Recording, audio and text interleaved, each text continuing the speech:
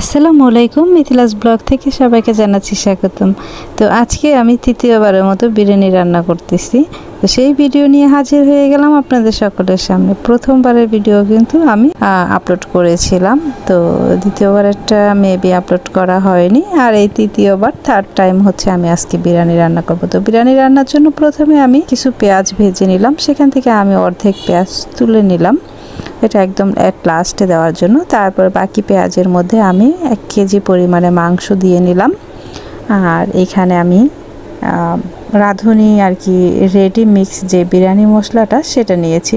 তো সেটার আমি 2 চামচ দিয়ে নিলাম, আর সব মশলা যেমন গরম মশলা, ধনিয়া এবং জিরা, আর হচ্ছে সামান্য পরিমাণে মরিচ, এগুলো আমি সব হাফ চামচ করে দিয়েছি, আর লবণটা পরিমাণ মতো দিয়েছি।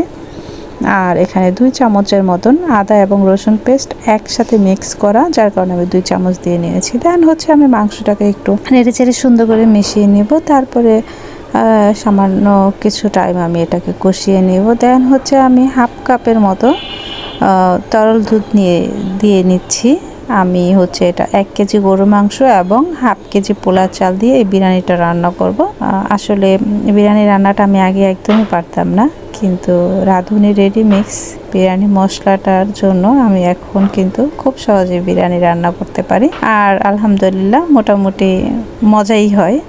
তো এখন আমি এই দুধ দিয়ে মাংসটাকে অনেকক্ষণ যাবত কষিয়ে নিব, যতক্ষণ না পর্যন্ত দুধটা শুকিয়ে যায়। তো দেখতেই পাচ্ছেন আমার দুধটা কিন্তু একদম শুকিয়ে গেছে। দেন হচ্ছে এখানে আমি পরিমাণ মতো গরম পানি দিয়ে নিলাম মাংসটার মধ্যে।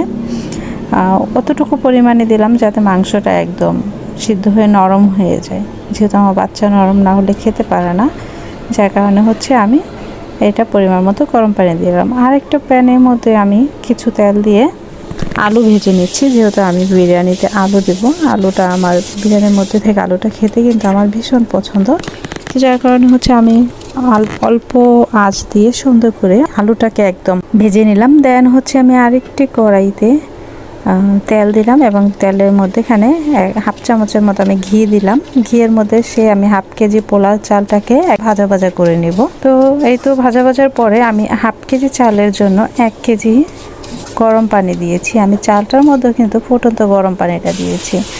তারপরে হচ্ছে আমি যখন পানিটা বলক এসে পড়েছিল, তখন আমি কিন্তু মাংসগুলি ঢেলে দিয়েছিলাম এবং আলুটাও। তো এই ভিডিওটুকু আমার নিতে আমি ভুলে গিয়েছিলাম। দেন হচ্ছে আমি কিছু কাঁচামরিচও দিয়ে নিয়েছিলাম। তো দেখতেই পাচ্ছেন আমার বিরিয়ানি কালারটা কেমন হয়েছে। খেতেও কিন্তু অসম্ভব মজা হয়েছে। আমার মতো যারা নতুন রাঁধুনি আছেন তারা এইভাবে বিরিয়ানি রান্না করে দেখতে